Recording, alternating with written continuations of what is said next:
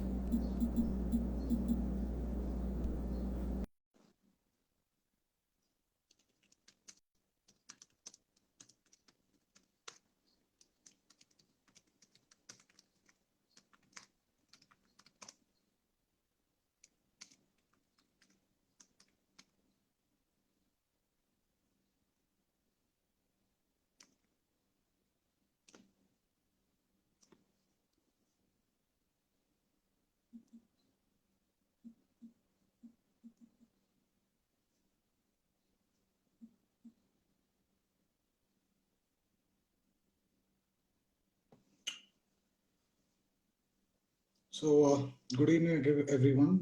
I'm just waiting for the second panelist to join in with us.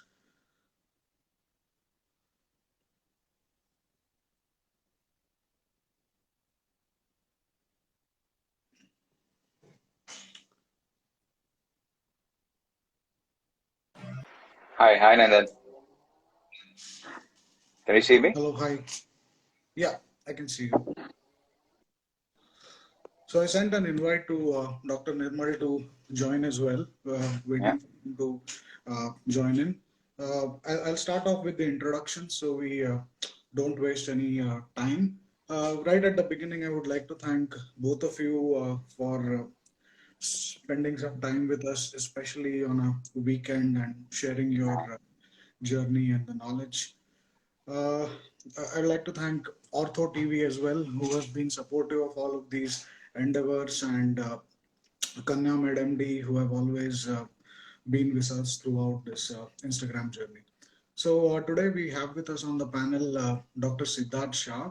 He has a very stellar CV, having completed his orthopedic training from the prestigious Sion Hospital, followed by training dedicated to spine with his ASI fellowship at Hinduja under Delvi sir, followed by fellowship in UK. Currently, he's working as a consultant spine surgeon in UK. I think there is no better person than him right now to discuss various options, for, especially for an Indian trainee at the end of orthopedic residency. The second panelist is my senior Dr. Nirmal Patil, who presently works as a consultant orthopedic spine surgeon in Pune, and he completed his residency from KM Hospital, Mumbai, and then he. Just a moment, I'm trying to add him to the live feed. So he completed his residency from KM Hospital, and he has done his MRCS, followed by a fellowship in UK from Nottingham. So we have two panelists who took two different routes to UK, but Dr. Siddharth went via the non-MRCS route, which was the MTI route. Hi, Dr. Nirmal. We have the second panelist as well with us. I was just Hi, completing Nirmal. the introduction from Hi, you. So, like I said, Dr. Nirmal completed his residency training from the prestigious KM Hospital, and he took the MRCS route, followed by some dedicated training in spine in multiple world-renowned centers, and also did a structured fellowship in Nottingham. So the focus of today's talk would be what options do we have in UK for further training for an orthopedic resident, the routes to reach there with a focus on the MTI initiative as well as the MRCS, some basic tips about uh, further planning in terms of fellowships and jobs, and then what are the resources available for the same. So, without much ado, we are we've at 7 p.m. IST, so we'll begin right away. So, to start off, Dr. Nirmal, could you describe in brief about your journey and the route that you took? So after I finished my MS Orthopedics, I was in contact with a few seniors, and after you finish your training, you have, as you know, in Maharashtra, you have 1 year of bond. Right, So during that time, I decided that I should pursue some further medical degrees. So, and as you know, in UK, until you have the GMC registration, you're not allowed to practice. So that's why I decided to go and take the MRCS route. So for the preparation point of view, there are two parts in MRCS, Part A and Part B. So for Part A, I took 1.5 months for preparation. Uh, the resources that I used was the eMRCS website, which is for the MCQs. It costs around £35 for a 3 month subscription. And Pradeep Datta, which is a book for MCQs, so that costs around £23. An exam is around £550. So it comes right, to around £600 for Part A, and total of 1.5 months of study time. I did not take any break from my bond for it.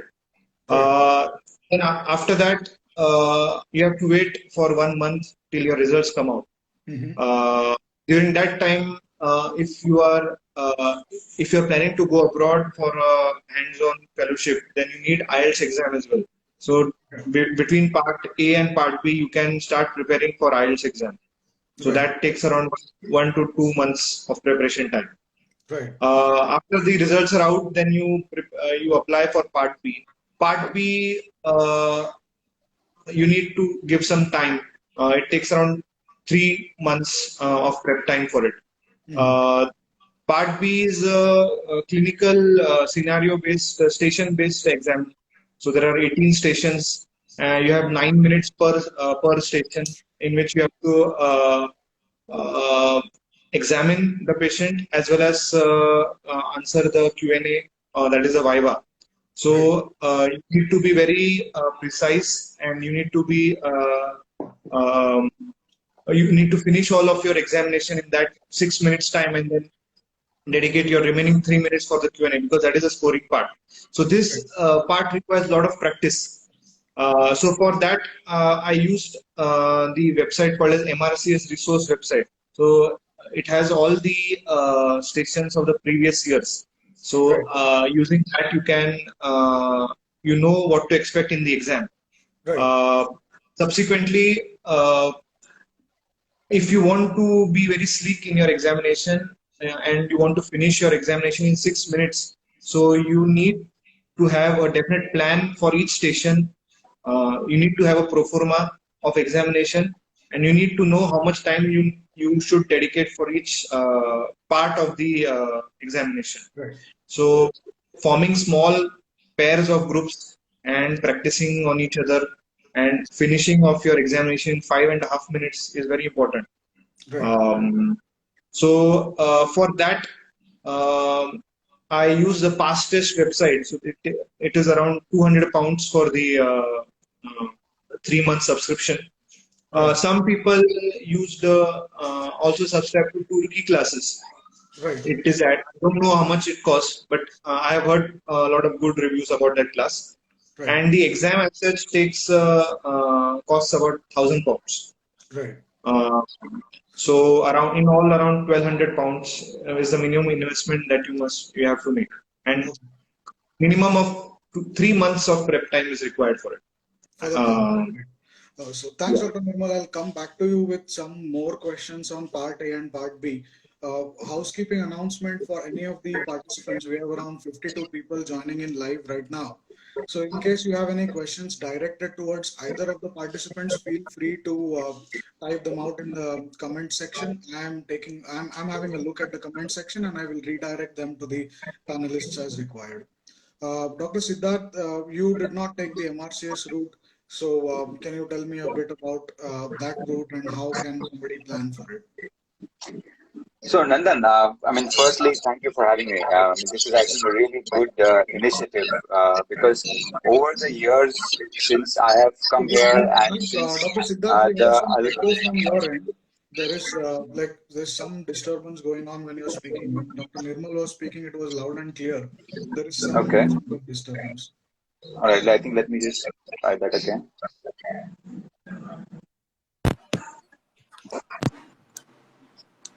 Yeah, much better now. That Yeah, I think it's noise is the headphones probably. yeah. Yeah, so can you hear me now? Yeah, I can hear Yeah, essential to keep in mind what your purpose of coming to UK is. Is your purpose of coming to UK to settle down here for good, or is it to gain some fellowship and then make and go back to your home country thereafter? Is there still some echo coming in? The voice quality is not great. Can you do something about it? All right. I The headphones was better than right now. So give you time to connect that. I'll direct the question to Dr. Nirmal in the meantime. yeah, I'll come Dr. back. Nirmal, there is with regards to the journey per se, some additional comments on MRCS Part A preparation. Like you said, it took you around 1 month and you did not take any break. Uh, was it just was it just the EMRCS as the platform that you used, or something else as well? yeah, that's all. I think Okay, if you do it, if you solve the questions and read through the explanation diligently, I think that's more than enough. right. So I had a few comments to make about EMRCS the way I used it. So We still have some disturbance. Ashok Sham sir has said whether audience is joined from two devices. I don't think. Let me check again.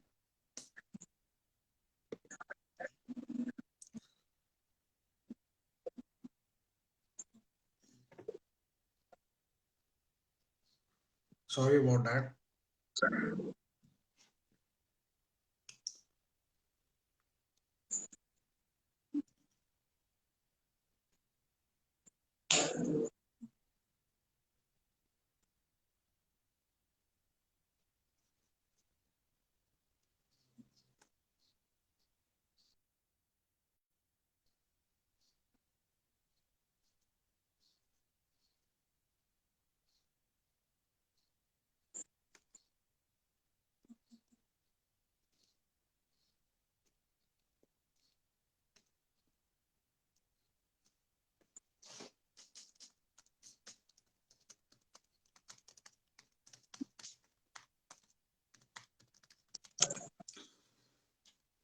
With regards to past tests, one thing that I found useful was you can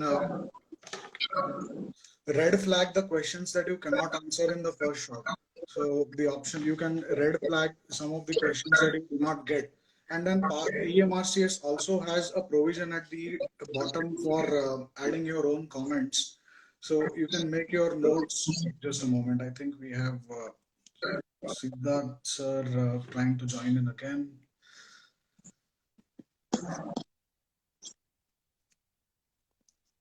Yeah. Yeah. Hi, am I clear now? Better, but still there is some disturbance in the background. I haven't faced this issue before. Is there some video running in the background or something else? I'm not sure.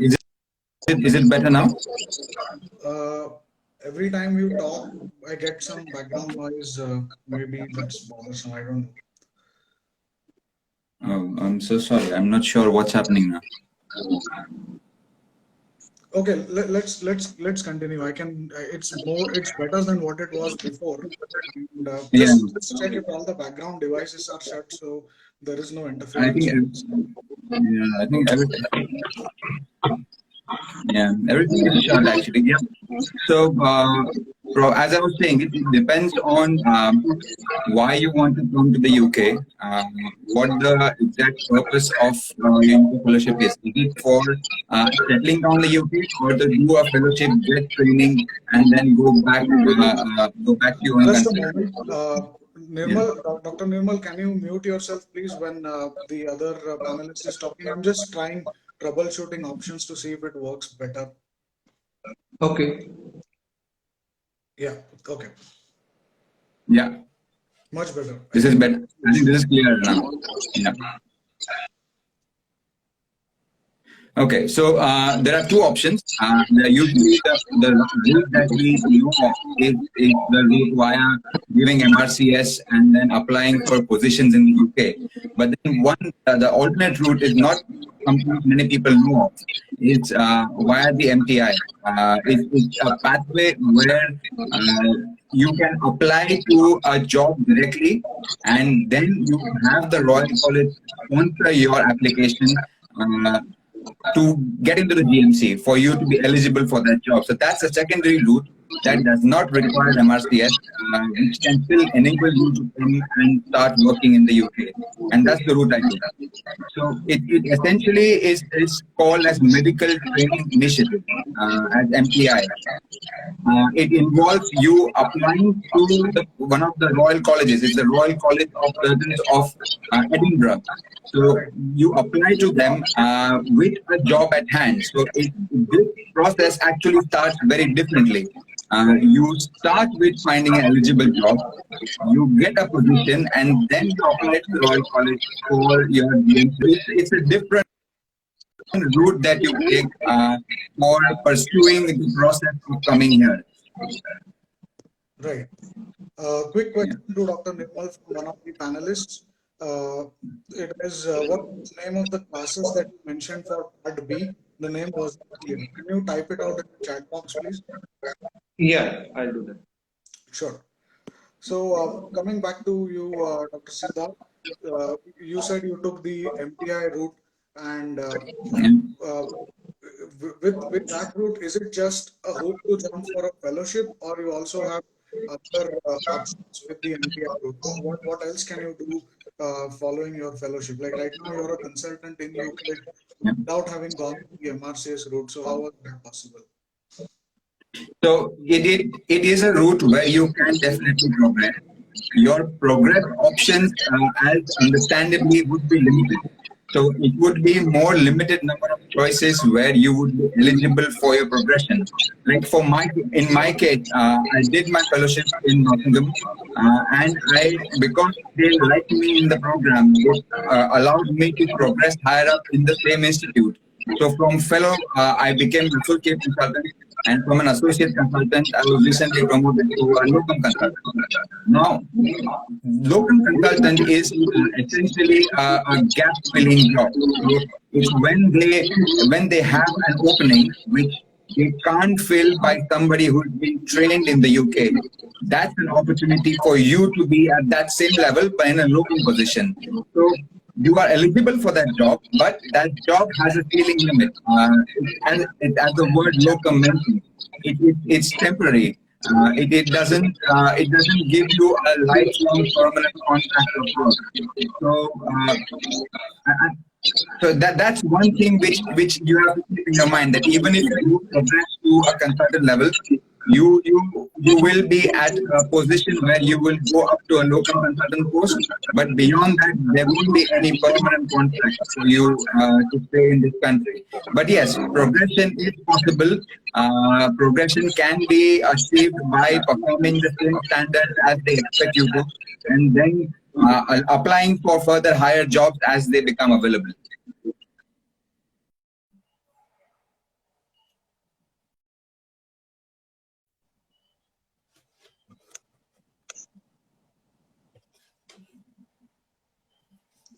We have a question from one of the panelists, Dr. Sudip Date. Either of you can Yeah. take it. The question is ST3 training in UK impossible to achieve for an Indian medical graduate?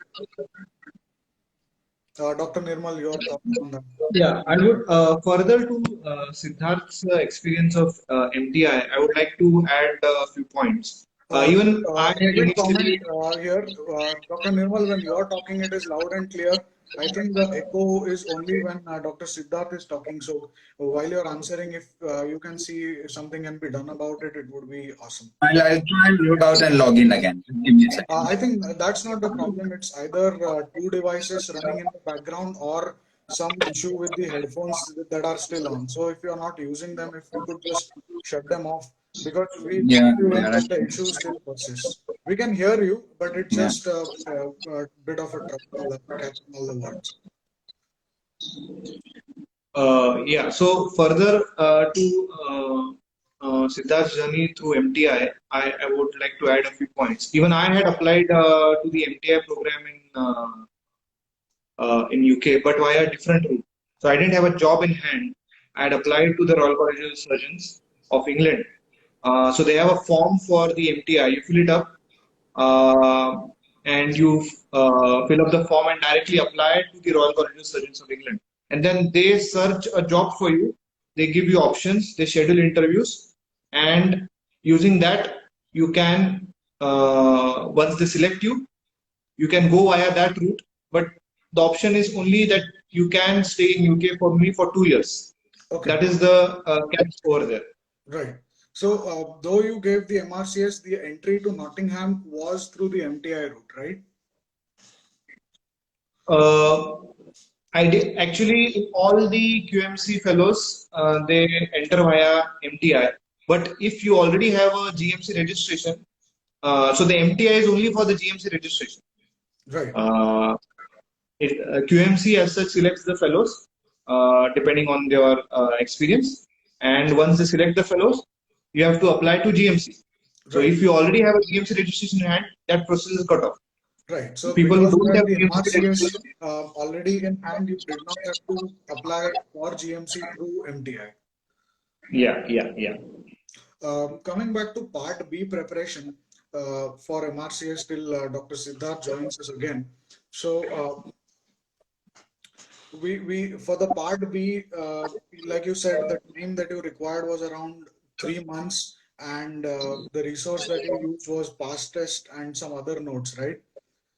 Yeah. One So resource I basically, would like to add to that list would be Geeky Medic videos. There is a website called yeah, Geeky Medics, so it's available for free. It's like an online resource on YouTube. So I think that's a useful site too. I found it quite useful, especially for the Part B prep.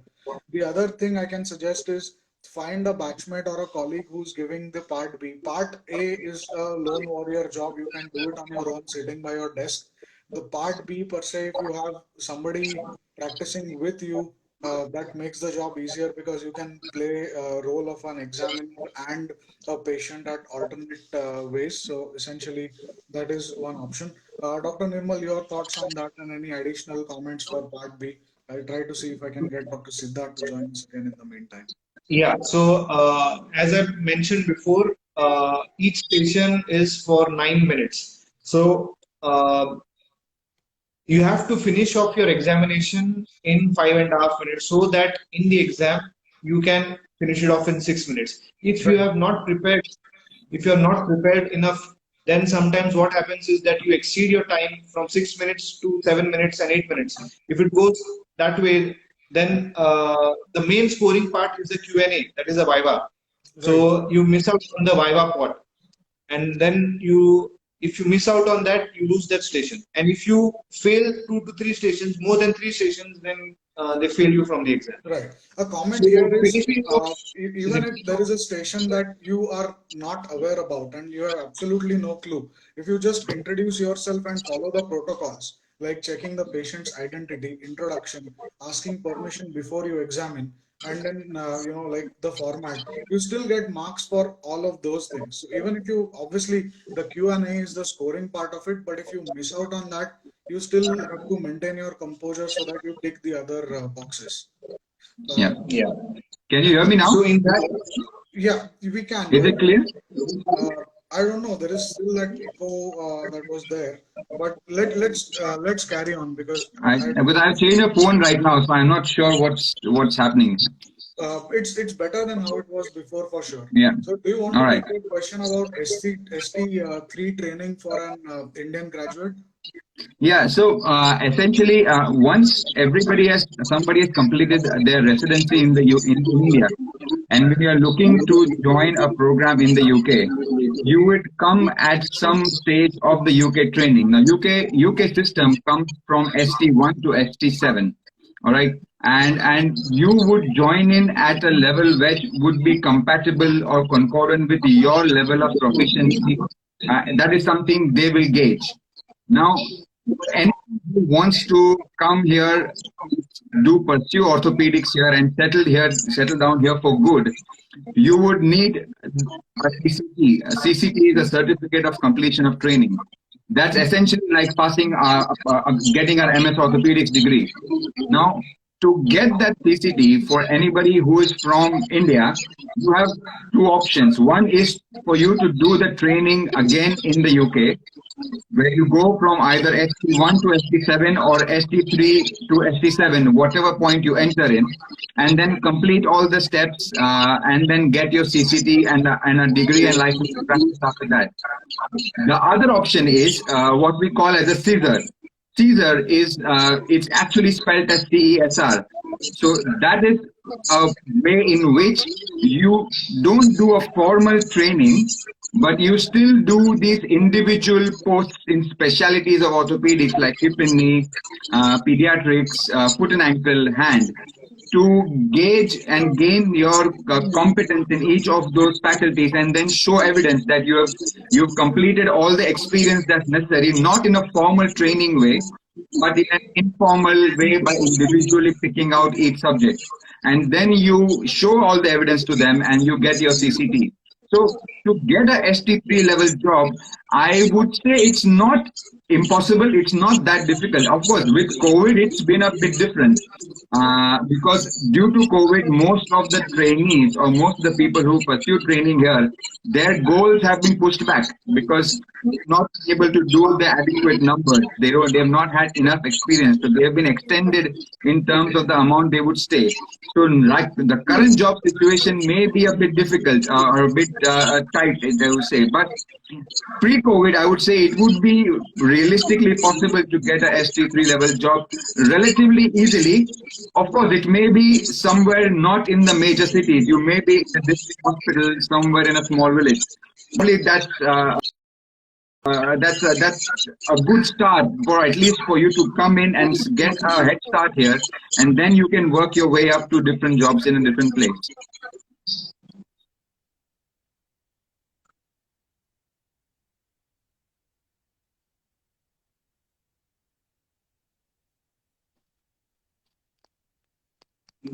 Nandan, we cannot hear you. Yeah. One of the panelists, Dr. Rohit, asks, please tell us about FRCS without MRCS. Dr. Nirmal, Dr. Siddharth, any of you, if you have any clue about that. Yeah. So if you want to become a consultant in UK, even if you have done your FRCS, you need to be MRCS before. That is a catch that I've heard from a few seniors of mine. Okay. So essentially, there is an option of something called as an international FRCS. It's an FRCS that you give while you are not in the UK or not as a part of formal training, but you can give it as an exam, as an extra exam that gives you that degree. That doesn't bear any weight for your prospects in the UK. But it bears a meaning for you to have that degree in your armory or on your CV that you are an FRCS. The level of exam is the same as the conventional training FRCS, but that doesn't, having an IFRCS doesn't mean that you will be a consultant here. That needs to be very clear in your mind. So, like what both of you are saying is, it's a useful addition to the CV. You can use the title International FRCS in your CV, but if you are looking to settle in UK or for a job there, that has no bearing at all, not useful for that. All right. A certain extent to which it is useful just from the training perspective is that it adds to your CV when you're applying for the ST3 jobs here. So if you have that in your CV even at that point, that will definitely be a plus point, because to a reviewer who is reviewing your portfolio at that point of time, they would know that you are competent enough that you've already cleared IFRCS. So that just puts you ahead of the game, but in terms of being your ability to being selected for the job. Right. Coming back to the training question, Dr. Siddharth, you mentioned that given the COVID and the other situations, getting into a training job is difficult, not impossible, and maybe you can target the smaller cities. As a fresh orthopedic pass out who is just out of residency, what are the things that he or she should work on which will help them improve their prospects for training? Dr. Nirmal and Dr. Siddharth, your thoughts on that?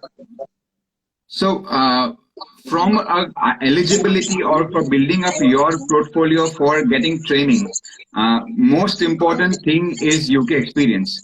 Okay. What they look at when you apply for a training, and to give you a perspective of what the current situation is. Last year's training allotment, the ratio of the people to number of seats to the number of applicants was almost 1:16. So it's 16 people applying for one training job. So for you to stand out, besides the other 15, you do need something more than just an MS orthopedics degree. Important things which is absolutely mandatory is UK experience. So if you wish to get into training, and this, I think even Nirmal would agree, and all those people who have gone through training in this country have spent time here in the country, almost 2 to 3 years doing specialty work in different specialties of orthopedics, hips and knees, foot and ankle, hand. to get UK experience, but to also get some good numbers, research publications, and audits and other teaching, non-medical work as well, like teaching undergraduate students, teaching the F1, F2 year training. All of that is what you need to build up your portfolio to apply for that training. Right. Dr. Nirmal, your thoughts on that? I think you are also a teacher for one of the courses, I believe, from the UK perspective. Uh, can Yeah. you throw some light on, for an orthopedic resident fresh out, what are the things he should focus on if he's trying for a UK experience? So the points after passing out your MS and when you have 1 year of bond, so you should work on publications. You Right, should clear out your MRCS. You should right, attend the ATLS course right, and get the qualification. right. So these three things will help you get a ST3 post anywhere in UK, at least in the smaller cities. Right. If I recall, like Dr. Siddharth said, it's not just about publications but building a portfolio. Just to tell you guys, Dr. Nirmal, in a short period that he was back in KF, he also organized his own ATLS course where he was in the organizing committee as well as a teacher trainer. And I think he also completed his training to become an ATLS instructor. Is that correct? Yeah, yeah. So, So for yeah, these all things, small things, they add up to your CV, right, and then that's what when the reviewer they go through your application, each part has a specific point. So right, depending on that, you build up points, and that's how you get selected. right, exactly. So, like with 50 applicants, I don't from India, maybe there would be just one or two who are also an ATLS instructor. So, obviously, that's a very unique kind of thing that can be added. So, make a note of it. Dr. Rahul Shah has a question. On an average, what should be the duration between your first job in the NHS and getting into a training post? Any thoughts on that? It's very variable. Again, as Dr. Siddharth has already mentioned, you need to have a good UK experience. You need to work on audits. You need to have good references from your previous mentors in UK. So these three things are important to get into training. Right. Dr. Siddharth, any thoughts on average duration? This is just a ballpark number, no credible source, but just from what I've seen my colleagues and peers go through, I'd say anywhere up to 3 to 4 years. Lucky ones have gotten in around 2 years as well. But Right. if I were to just put a number, I'd say it's around 3 years between you stepping foot on this soil and then entering a training program. Right. Maybe at time.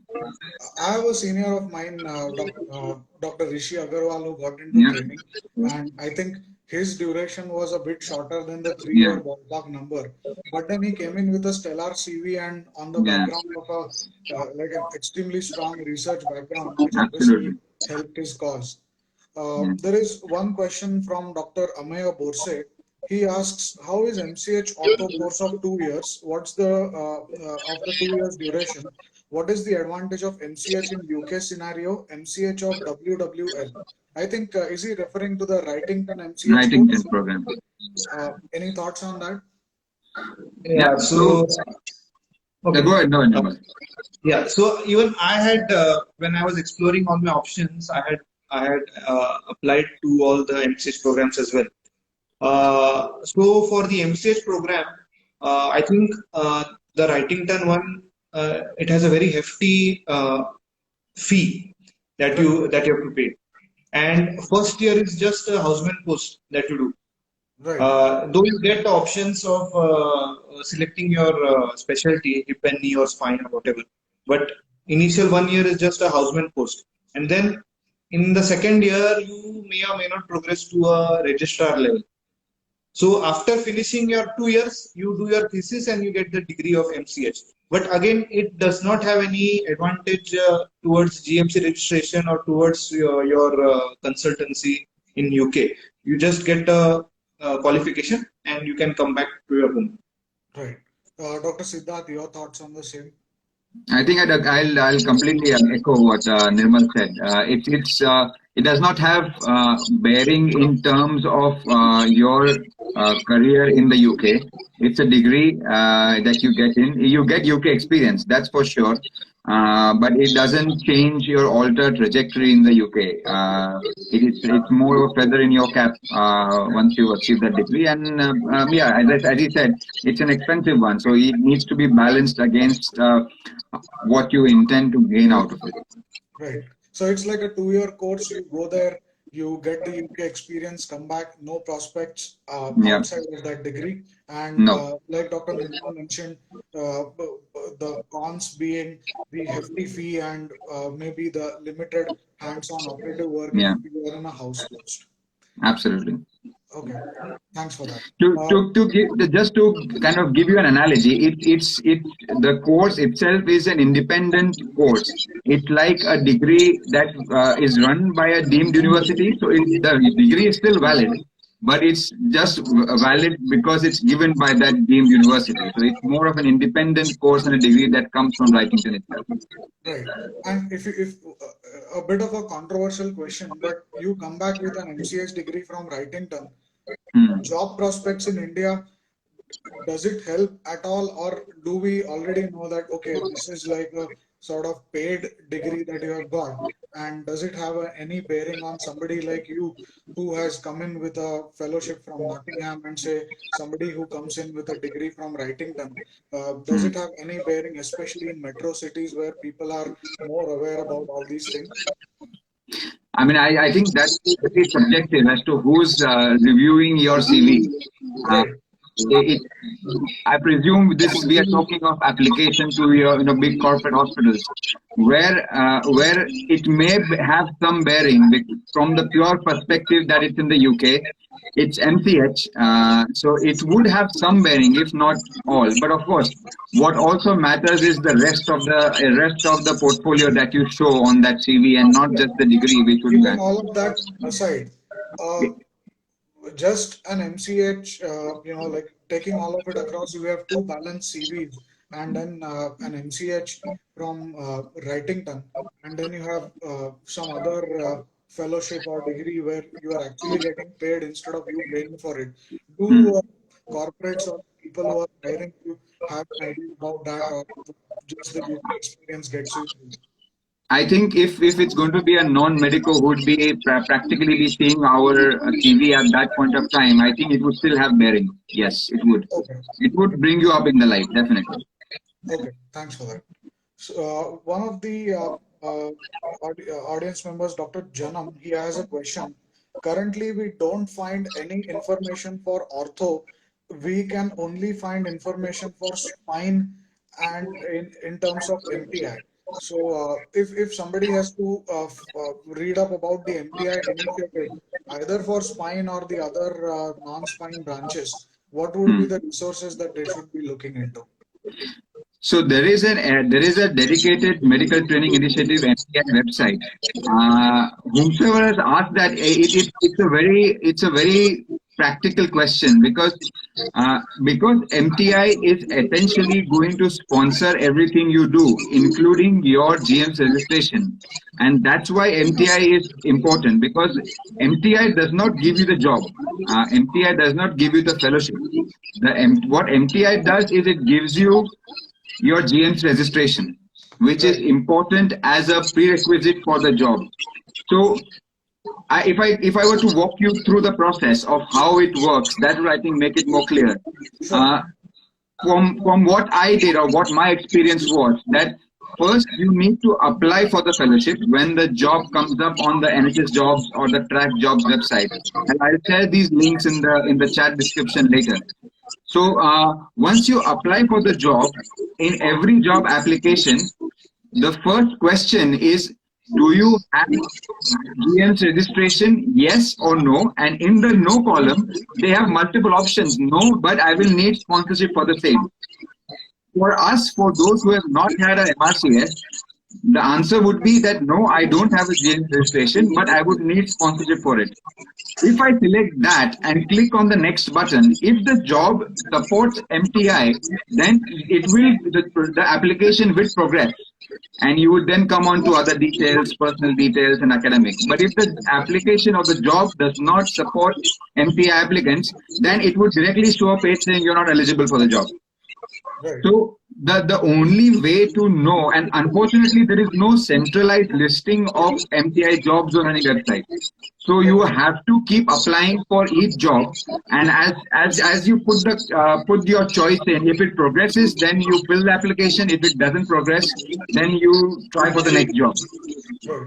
There are particular institutes whom we already know to support MTI jobs. So if there are certain jobs from them, then we can keep them in mind.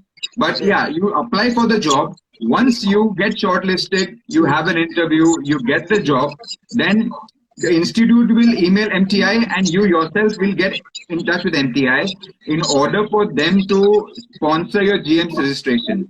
And the sponsorship is based on them certifying your MBBS degree. So the only thing that UK recognizes from the Indian learning or Indian education medical system is your MBBS and their internship. It doesn't recognize the MS orthopedic degree. So they will cross-check your MBBS. You will go through the ECFMG verification. They will cross-check your internship details, and once they Quick have question, verified, before yeah. you go ahead. With regards to the MBBS degree, is there any restriction with regards to a particular college, or any pan-India MBBS degree, regardless of the institute, would be recognized? So for verifying that exact thing, they got ECFMG involved. So there is no directory of which institutes are recognized. There is a list on the website, but it does mention that if your institute is not listed there, it still doesn't matter, because the institutes come up on the directory purely when somebody has applied from them. So Okay. if there is an institute which nobody has ever applied from, you still can contact them, get in touch with them, have your degree verified by ECSMG, and still proceed on. So it's not a barrier in terms of which institute you are from. Right. Thanks. Dr. Nirmal, any thoughts on the same topic? Any resources or lists for MTI institutions? Like, all three of us are aware about which institutes offer MTI for spine. But if somebody wants to start doing some research, is there any source which you would recommend where he or she can pick up which institutes offer MTI? There is no list as such, but when you contact the Royal College of Surgeons of England, there is the MTI form that you fill up, and then you get in contact with their MTI secretary. Right. So she reviews your application, and then she searches the jobs for you. Okay. That is what I had when I was in the fellowship phase. That's the route that I had went through. So she searches jobs for you. And they gave you a list of institutes where MTI. No, they contact you whenever the job comes up. They contact you. They say, okay, this is a job for orthopedic registrar. Okay, this is a job for a spine registrar. Do you want to attend the interview? And then you attend the interview, and then they select you, and then you can come in via the MTI. Okay, but then there is no way in adding a filter and track jobs that only MTI jobs show up in your email. No. Okay. All right. We'll move on to the next question. We have Dr. Kulkarni. He asks a question: 1 year or 2 year fellowships, just for a UK experience and not for future prospects in UK. Just fellowship and come back to India. Any views, Dr. Nirmal and Dr. Siddharth? Dr. Nirmal, you want to take the question? 1 year versus 2 year fellowships, and any difference between the same for somebody not planning a long-term UK stay? I think it depends on what fellowship they are applying. So if it's a 1 year fellowship, all the fellowships in UK as such, there is a defined training program. So in the 1 year, in the first 6 months, you will be doing these things, and then in the next 6 months, you will be operating. So depending on which institute you're applying, you have to select those options. So ideally, I think minimum 1 year of fellowship is a must, and then if you get promoted in the job as Siddharth has done, you gradually go progressing up, and 2 years, 3 years, you can stay and then you can come back again. Right. Dr. Siddharth, your thoughts on the same 1 year versus 2 year fellowships? I think my mine would be a more biased thought. I feel 2 years is important, more so because this is like any fellowship, not just UK, this anywhere. You if it's the shorter duration, you first spend a couple of months just for the department and the team to know you. The structure of fellowships in the UK is quite good in terms of them also taking active efforts in training you. But for them to come to a point where they trust you enough to be doing the your half of the surgery, especially in spine, or at least in Nottingham, the way it works is the first year you are usually sometimes the first assistant, sometimes the second assistant. But in every surgery, the consultant does his half and the first assistant does his half the surgery.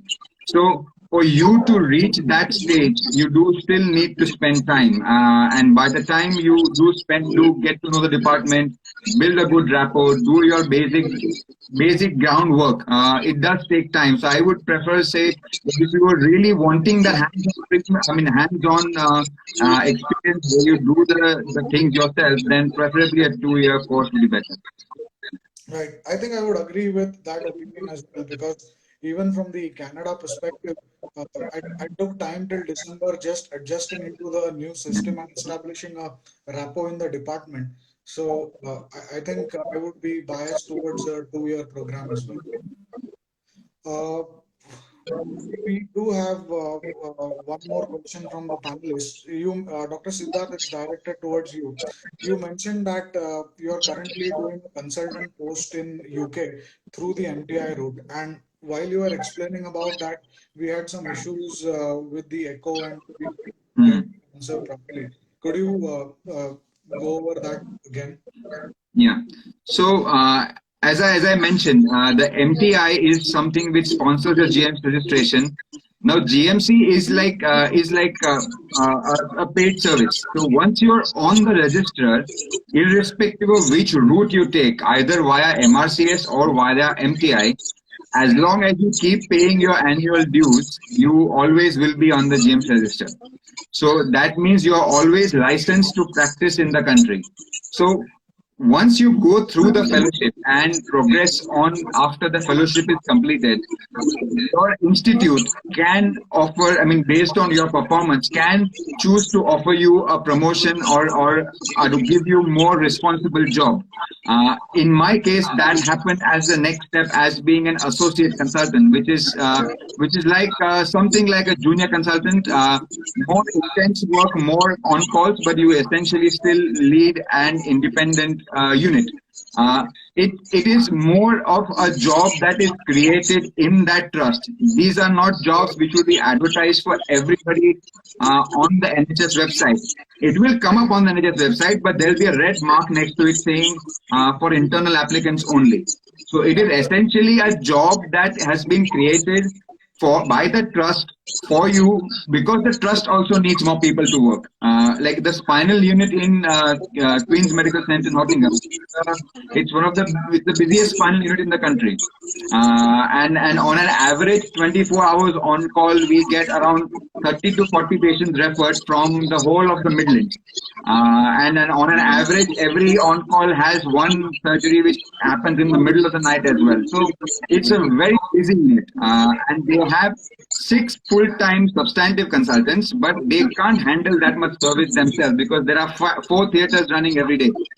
So they do need someone to take the heat off, especially for the non-elective bit, and that's where the associate consultant comes in. So it's more of a give and take. They have the need, and we also have the need, and it's a marriage between the two. And they create that job for you. You are already licensed with the GMC because of the MTI.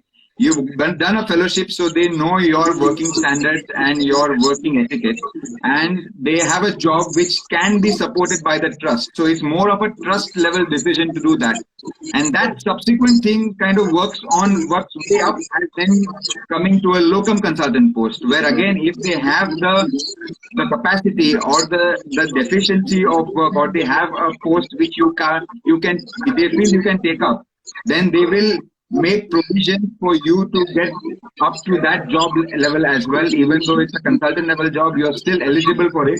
But as I said, you are not trained in the UK, so this won't be a permanent enterprise. This will be a locum thing which goes from year to year. But I've known people who have stayed on a locum job for life.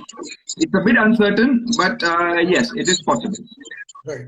Thanks. That was a very nice summary. We had one question for Dr. Nirmal. During your summary for the MRCS prep, you mentioned about the IELTS exam. Can you throw some light on that? How much time you took, what resources you required, and any particular band of IELTS that you need to cross in order to pass that grade for the UK? Yeah, so for the GMC registration, you need to have a band 7.5 minimum. So there are 9 bands as such on IELTS, and you need to have minimum of 7.5 on each of the 4 categories. So you have reading, writing, listening, and speaking. So the reading, writing, and listening happens on one day, and the speaking happens on another day. So the majority of the people, they clear the reading, writing, and speaking, but reading, listening, and speaking. But the writing is the part that they are held back. With regards to the prep, there are many online websites, many YouTube channels that you can subscribe to, and get a basic idea about how the IELTS exams are conducted. With regards to writing, if you have given the exam once, and if you have got a band 7 or 6.5, then I think it's better to have a definite format for each type of questions that they ask. In writing, there are 2, one long essay question and one short essay question. So you need to have a definite formula of what you need to write and prepare, and then that's how you edge through the band 7 and 7.5. So it takes around 1 to 3 months. Right. If you clear in your first attempt, then 1.5 months. If you take 2 attempts, then 3 months. Quick question again, focused on IELTS.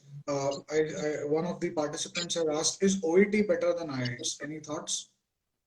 I have no experience with regards to OET, so I cannot comment about it. Dr. Siddharth, any thoughts on OET? I've heard OET is a bit simpler in terms of the passing percentage. And this is actually something more which I've heard from my nursing colleagues who prefer to give OET rather than IELTS. But no personal idea of which is better. As far as I understood, there was a criteria in most of the jobs that you needed IELTS UKVI academic. So I don't know if there is an analog of that in OET. I'm not sure. Right. We can look into it and get back to that question in the chat box later. So sorry about that. We don't have an exact answer for you. Dr. Pratap asks, do we want more publications apply through the NTI route? I'll also add another question which I had in mind to this. What's the role of audits? And particularly from UK perspective, do they add more weight to your CV than just the publication? Dr. Nirmal, do you want to take that? Yeah, so audits are very important from the UK perspective. So there is no definite number as such with regards to the number of publications or audit, because for any job they screen you amongst all the applicants. So if your number of publication audits will be higher, then that's how you edge in front of the others, in front of your competition. Right. But there is no trend of audit as such in India.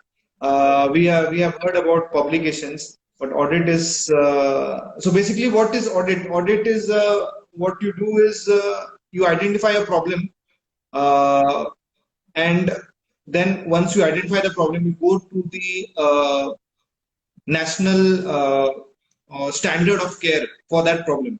So that's how you define what care needs to be taken. Then you go with that care to your boss or to your management that this is how you need to take care of patients. And then after that, you implement that change. And then after the change is implemented in the system with regards to taking care of the patients, you again re-audit it. That is, you see if this change is being implemented perfectly. So Right. this process as such carries more value as compared to publications. Right. But this, there is no trend of it in India as Right. such. But if I recall, during the ATLS course, just to talk about what you described, what we did was we gave out a questionnaire to all the participants before the course, where we asked for a few answers with regards to common ATLS scenarios. Then the course was conducted where these scenarios were talked to them again, and at the end of the course, we gave them the same questionnaire to answer. Basically, that was like an audit of our own course where we were trying to analyze if we could convey the message properly. So, Yeah. just to answer that question, audits obviously they add more value to particularly your CV when applying to UK, but there is no fixed number and they are fairly easy to conduct. Any thoughts, Yeah. Dr. Siddharth? Yeah, I mean, UK audits are much more valued than publication. This is what Nirmal described exactly is what they call as uh, quality improvement project. Right, So everything that is directed towards improving the quality of healthcare or quality of care given to the patients will be valued much more than a publication. So right, an audit is essentially very quite high in terms of the strength it holds in boosting your portfolio. So right, if you have a chance to do an audit, howsoever small it may be, right, it does carry weight. We may think it's very trifle that idea, but that may still be because what they want is not for you to have 15 audits. What they want is you took an effort to bring up an idea to do an audit. Whether there was a successful outcome or not is not what they want. What they want is that when you come here with that idea, you will still pursue the same thing here, and that what they want to see that eagerness and not the result. right. Essentially, they want somebody who can do an audit once they are there too, and he should know Exactly. the basic pro forma for carrying that out. And again, there is Exactly. no fixed number because a single publication in, say, the Spine journal will carry more weight than 10 publications in non-index journal. So, no Absolutely. hard and fast numbers. It's the impact factor and the quality of the publications that matters. To the extent just to the extent on a very extreme, I have known people who have got shortlisted for interview in my unit with zero publications. So it matters how rest of your CV is it, and then comes the most important part of your references, of the people you quote in your references, and it is tough to imagine but how much contact that they have here. Right. So again, like you emphasized right at the beginning, the UK experience is the crux in order to advance further because that would give you the contact that you're talking about. Yeah. Okay. Uh, we have one more question from the panelists. Let me go back to it. In view of hands-on clinical experience, what is better, MS Ortho from India or MRCS? So that's a totally, I think the wording of the question is not correct. The Hmm. participant probably wants to ask residency training in India versus residency training in UK. So I think that's what the question is. Any takes on that, Dr. Nirmal? Yeah, so once you finish off your MRCS, you are directly eligible for a ST3 registrar post in UK. So registrar post as such in UK, you get good hands-on. But again, you progress depending on your unit. So usually you rotate amongst the 6 monthly amongst different specialties. Uh, Even after you have finished your MS as such in India, as you know, is 3 years. So that's how they wait. After you finish your MRCS, you go to a ST3 post. You work over there, you get good hands-on, and then uh, after during the next 2 or 3 years, you build up a good CV and good operative experience, and then you apply for a training post as such in UK. And then in the training post, you again go back to ST3, and then from ST3 you progress to ST7, and then that's how later you apply for FRCS and then consultant post. Right. So training as such in with regards to hands-on training for a registrar in UK, you get good hands-on over here if you're a registrar. Right. Dr. Rahul Shah has a question. There is something about publication score getting divided by 5 when you have more than 60 months of experience in ortho. Any thoughts on that, Dr. Siddharth? So I think that there is some calculation as regards to how long since you achieved your primary medical qualification that you are applying for the training. So the longer the duration you do it, that does get noticed, because in their minds that's the longer you've been since you last had some form of medical education which was certified in the UK. So the longer the duration between your application and your primary medical qualification, that does kind of discount points from your portfolio in terms of how much strength it bears. I'm not sure about the calculation about division by 5, but the bigger picture is that yes, the longer the duration, they want younger guys. yeah, they want younger guys who are more fresh from their pass out than those who have been passed out way long back. Right. Thank you for the clarification. Dr. Adarsh Bhatt has a question. Could you please clarify between NHS jobs through MTI and fellowships after MTI? Are both the same? Dr. Nirmal, your thoughts on that? Yeah, so in NHS jobs as such, there is no discrimination that this is from MTI or no. So they just post the jobs over there. Yeah, and you keep on ticking the boxes and you realize, right? Yeah. So the job profile as such is they will advertise as a ST3 registrar job or a clinical fellow job or a fellow job. So the wordings also are quite different. Clinical fellow might be ST1 as well, but when they mention ST3 registrar job, so it's a ST3 job. So that wordings also carry some weightage. So when you apply for a job, and then in the interview you have to ask them specifically what sort of job profile is this? Will I be a registrar? Will I be a houseman? And then accordingly you can choose. Right. All right. We have one more question on the same topic. Dr. Rahul Shah asks for a non-training registrar job, which is better, a district general hospital or a university hospital? Dr. Siddharth, your thoughts on this? I'd say university hospital, because it's an obvious choice, because you want to work in a unit where there is more variety. A bigger unit has more consultants, which has more set of minds. They have more complexity of cases, because district general hospitals are like our primary care centers. They are not equipped for more complexities. They are more equipped to handle the baseline work, and then in the meanwhile then refer on the further work to the university hospital. So if you had a choice, then definitely go for the university hospital.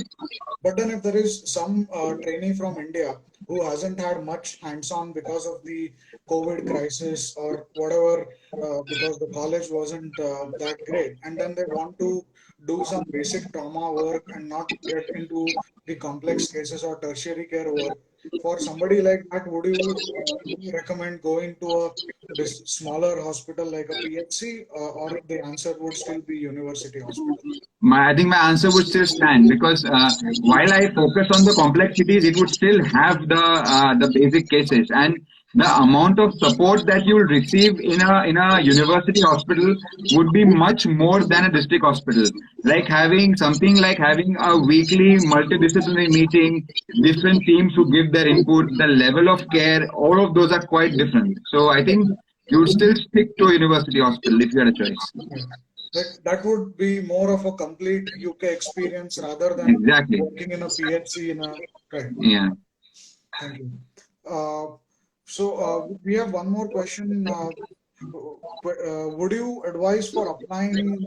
Sorry about that. Would you advise for applying for formal fellowship training in England after 1 year bond, or prefer doing a fellowship in India and then going there?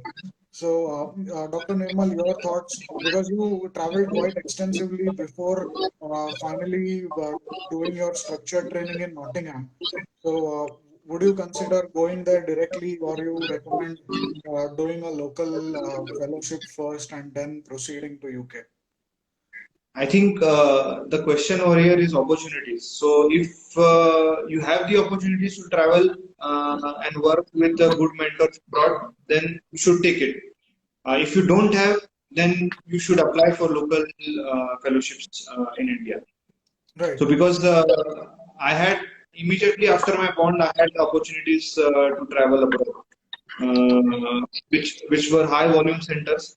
So I got surgical experience over there. But if you don't have, then you should at least utilize your time, do your fellowships in India, and then side by side you should apply for fellowships in UK. Right. Dr. Siddharth, I'll come to you with this question because you did a structured fellowship in India before going there, and I want to hear your thoughts what do you feel about this? Because Dr. Nirmal said you do that if you don't have an opportunity abroad to work with a mentor. So it seemed to me that it's more of a filling the gap and building a portfolio while your plan is abroad, or do you think differently? I think differently. For me, ASSI fellowship in Hinduja was something was my choice because at the end of the day, your base of practice is going to be somewhere back in India. Then having a training in the way you have it in the Indian setup is, I think, your base on which first you should develop, lay your groundwork in of your basic learning in the Indian scenario. Right, Whatever for me, whatever the training and the UK experience was building on top of what I already learned in India. right, So if I were to go back, which and that's where your clarity of plan is very important. That what you want to do at the end of all of this. If your plan is that you want to stay in the UK, doing Indian fellowship doesn't make sense. right, But if you want to go back, then personally, I would advise you to do some sort of spend some time in India, pursue some fellowship for whatever duration you can, and then you, in that meanwhile, apply for jobs in the UK, get the UK experience to gain more finesse into whatever you have learned, and then go back. So I would still advise Indian experience first because what happens is if you're purely trained in your specialty in the UK, the way of working in UK and India is very different. right, So if you are not exposed to the Indian way, when you come back, it's a quagmire, it's a mess because you don't know how to deal with it. right. So I think Indian experience is vital in kind of shaping up the career.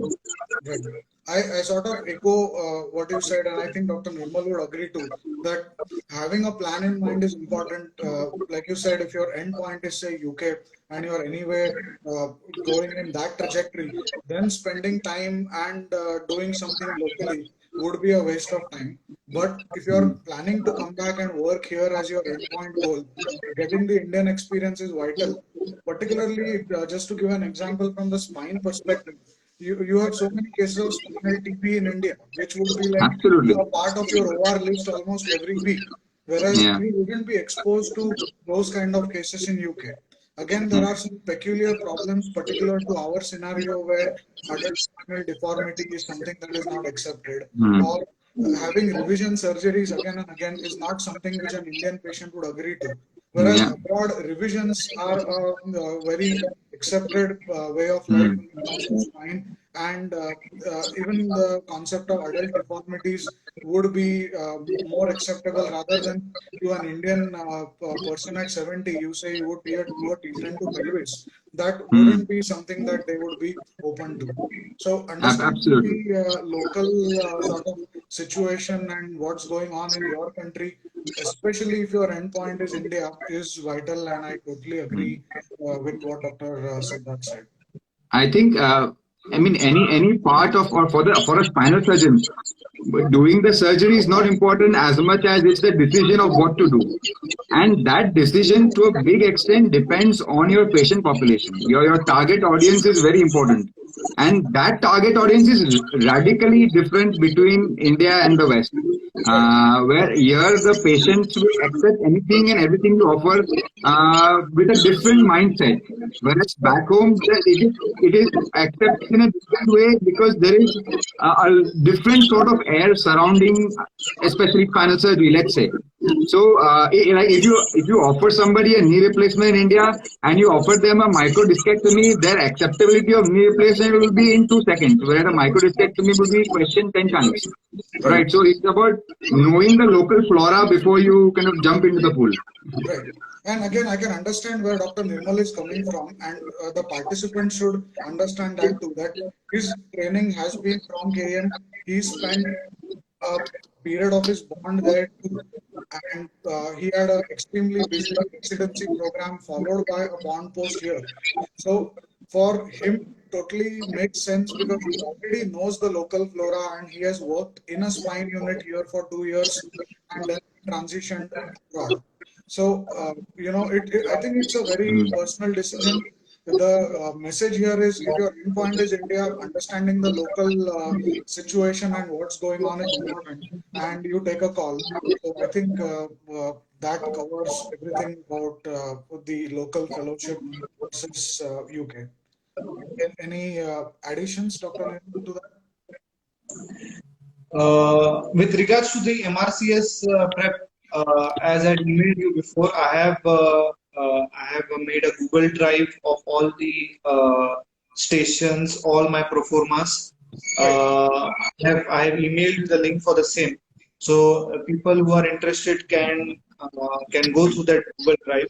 I have all the study material for the MRCS Part A as well as Part B in it, along with my proformas, along with a few videos of how we do the examination, right, uh, how do we time each session, right, and uh, uh, and what questions are to be expected in the next 3 minutes or 3.5 minutes. right, Uh, but the stations as such are only up till 2017 as such. So right, that's when I cleared my MRCS. So after the next 4 years, the stations I don't have. So probably you can visit the MRCS resource website and see through it. But many of them are repeat stations.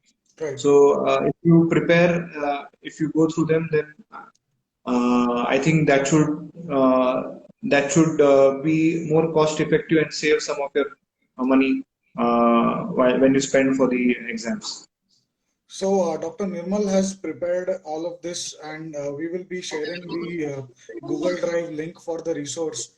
Thank you so much for that because that is practically like spoon feeding considering the number of stations that are repeats. So, thanks so much for taking efforts to compile this and sharing it with all of us. If I recall, you also used to do some online training for people through a Facebook group or something like that. Are you Yeah. still doing it, or are you now too busy with practice to? No, yeah, too very busy with the practice and management as such. So I have dropped that thing now. Right. But then, do we have recordings of those sessions, or Yeah, yeah, we have. I have recorded all the things, and it's all there in it's the all a Google part Drive. of the link? Okay, awesome. Yeah, yeah. Dr. Pratik Joshi has a question. Does the operative experience we have had in India count in our CV? it to a certain extent, it just counts as something which they may refer to as. The problem with our operative experience is that whatever logbook we have of our operative cases, it can't be verified in any way. It can't be certified by them if they want to cross check it. So it does count, but only a limited value to it. It would just count as to for them to form a baseline idea of what you can and what you can't do. All right. Thanks for that. Dr. Nirmal, your thoughts on the operative experience? We did maintain our in residency. Did that help while applying? I completely agree with that. I don't think it counts much to your application. Okay. Uh, So some of the participants are asking for the link. This video that we are talking about will be uploaded on IGTV and also on the Ortho TV platforms. We will share the link in the description of those videos, and you can download them, the resources from there. Dr. Siddharth also has a few useful links to share with regards to MTI and jobs and fellowships. They will be a Yeah. part of the video descriptions, and you can go there. Yeah. A few closing questions, and then we call it a day. One comment which I got in my WhatsApp chats was, can we also discuss a bit about pay scale in UK, and how much were you guys getting paid, if you're comfortable with the topic? Yeah. Yeah. Dr. That's Nirmal, any comments on your yeah. during the fellowship and For a ST3 job, depends on which university or which place you're applying. Usually, there is something called as a base pay, and there is something called as on-call pay, on-call allowance. right. So, your base pay might be anywhere between 48 to 52,000 pounds per year, and then after that, for every on-call that you do, you get paid extra. If you do any overtime, then you get paid extra. So it anywhere ends up between 60,000 pounds per year. And then what are your living expenses? Because those will be in pounds too, right? So Yeah. So if you calculate 60,000 pounds, so it comes somewhere around 5,000 pounds per month.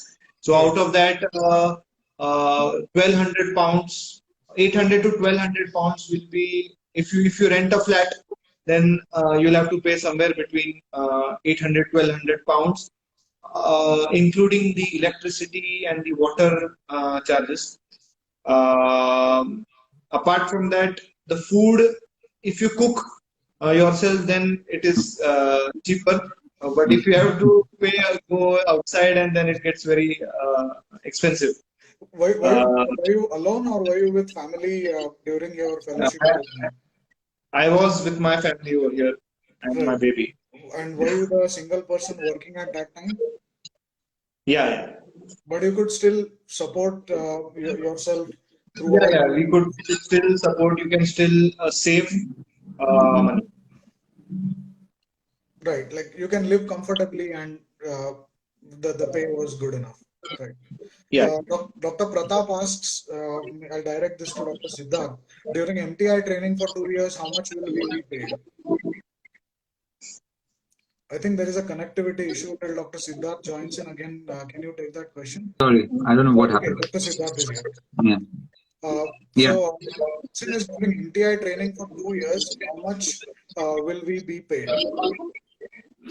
So, as I said, MTI is just a way to get in. The pay scale doesn't depend on MTI. It depends on the job that you're doing. I think the standards, as Nirmal described, end up earning anything up to around 3,500 pounds to 5,000 pounds a month in hand after your taxes are cut. Beyond that, then would be your expenses will come in. So if you are, say, a single earner in a family, and if it's just like in my case, it was me and my wife, but we both were working. But if, let's say, somebody has a family where nobody else is working, you can still get by comfortably. There is usually enough amount for you to save. So monetarily, in fact, if you want, there is also an option to over time do locums in other hospitals which can help you earn more on your free days or your weekends. So that's an optional aspect you can explore if you want, but that's up to personal choice. Right. Previously, I heard Dr. Rishi and some of my other seniors that they did a lot of locum posts, and that was a good source of income. Is there any limit on those locum posts as to the number that you can do, or No, you can do as much as your body allows and your time allows, yeah, because the issue with the locum posts is that they sometimes come up at the last hour. So, and they may not be in the same hospital you're working. You may travel somewhere. So you can do as much as you want. But yeah, the locum posts, that the catch is that because they are your second source of income, they get taxed more. So more than your salary that you get for your actual job. So, like if the taxation amount on the locum salary is more than the usual tax that you pay. right? Yeah. So that covers the question on pay. Some Mm. participants joined in late and they are asking similar questions about job applications, prospects, IELTS. So we already spoke about publications, audits, and some of these things. So this video will be available on IGTV and even on the Ortho TV platforms. You can go over it. You'll find that most of the questions that are being asked now have already been covered. In a scenario where you find something after watching the full video that remains unanswered, you can drop it as a comment in the IGTV and tag the panelists, or just drop a comment and we will take those questions even after the live session is over. Mm. Uh, I think we covered most of the things that we wanted to in the session. Any closing remarks, Dr. Nirmal? Yeah, so closing remarks would be that you need to have your plan in your mind as soon as, I would say, even before you finish your MS. That would be very helpful because you spend some time in limbo otherwise. Oh, in my bond, I don't have a specialty to choose. So if you spend that time, then if you don't have a plan in mind, then it takes a lot of time before you figure out things. So I would suggest in the final year of your MS, you should make up your mind about what specialties you want to practice in your future and where do you want to get your training. Uh, so I would say that there are you have option for USMLE or you have option for MRCS. I would say in during your bond period, you should concentrate on that because anyways for that 1 year you won't be able to do anything else. So you prepare for MRCS or you prepare for MLE, and then from there at the end of 1 year, when you have those two qualifications in hand, you can then start applying for fellowships. But that should be done again during your bond period itself. So as soon as your bond is over, you immediately have a job in your hand. Right. Any before we go to closing remarks, we have a final question. This is the last one I'll take in the live session. Tier 5 visa, that's what we get for MTI application. Can you explain a bit about it? I think it's directed to Dr. Siddharth. So yes, Tier 5 visa is a special visa. It is not the usual Tier 2 workers visa that you get when you come via the MRCS route. The reason Tier 5 is given is because your credentials and licensing is by some form of government agency, which in our case is the Royal College of Surgeons. So, because your licensure is sponsored by some government agency, you will be getting what is a government authorized program visa, and that's essentially there is no difference in what you can and you can't do on based on that visa. The only difference between Tier 5 and Tier 2 is that for those, and this is more particularly for those who wish to settle down here. So on Tier 2, once you come here, your clock starts in terms of your PR status, which in this country is a indefinite leave to remain. which essentially is 5 years on the tier 2 visa. If you are on the tier 5 visa, those years that you spend in the tier 5 visa does not count in that period. So if there is somebody who wishes to stay here for good and wants a PR or ILR, then preference would be to either come via the MRCS route, or if you come via MTI route, switch over to tier 2 as soon as you can, so that your clock starts in terms of your years required for your PR. But otherwise, in practicality, from an academic, fellowship, working, like living perspective, no difference. Right. And in fact, sorry, in fact, tier 5 visas, because they are government authorized services, they are 50% cheaper to apply than a tier 2 visa. Right. Small perk. Dr. Siddharth, any closing remarks from your end? I'd say keep most important to keep in mind the timeline. It takes anything up to from a year to two from the time you apply and get a job to actually land up here. You may not. It's not. It's a very low hit rate, so your acceptability is quite low. You'll get a lot of rejections before getting one. To get started, but to start well in time, as soon as you have made a thought, start applying for jobs. Even if you get rejected, no issue. Uh, you have to keep trying. Rejection doesn't mean that you're not competent. It's just that the opportunities are so low and the number of people are so high. It's just a competitive market. But Right. start soon, start applying soon, build up your CV. If you know people, it's good to interact. Like I'm more than happy to get in touch with anybody who wants to pursue any questions or any uh, suggestions here. I've had some of my colleagues to join the department as well, and so there are opportunities that come up which we may miss. Keep an eye. NHS Jobs is a good website. It has an email alert option. So if for those who don't know, so you can actually put in your keyword and set up an email alert. So that every time a new job comes up, you will receive an email. So that way you won't miss out on an application. And keep applying, keep working on the portfolio and research, and you should get a job. Thanks so much. That was very valuable. One request to both the panelists: once the IGTV video is set up, you could drop those comments as to, like, these are very valuable points which shouldn't be missed. If you could add that to the comment, it would be useful to all the panelists. Sure. Dr. Nirmal, one quick question for you before we close the session, and even to you, Dr. Siddharth. With regards to the MRCS, was it just a hoop that you had to jump through for your GMC registration, or it had some other implications as well with regards to adding weight to your portfolio?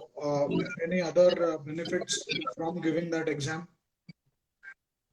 Yeah, so MRCS, as you know, it stands as Member of Royal College of Surgeons. So I think that is a quite a prestigious qualification, and it is very valued in India as well.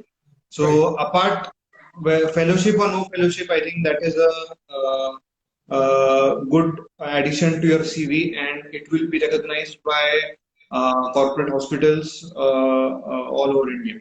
So that, yeah. Dr. Siddharth, your thoughts on the same?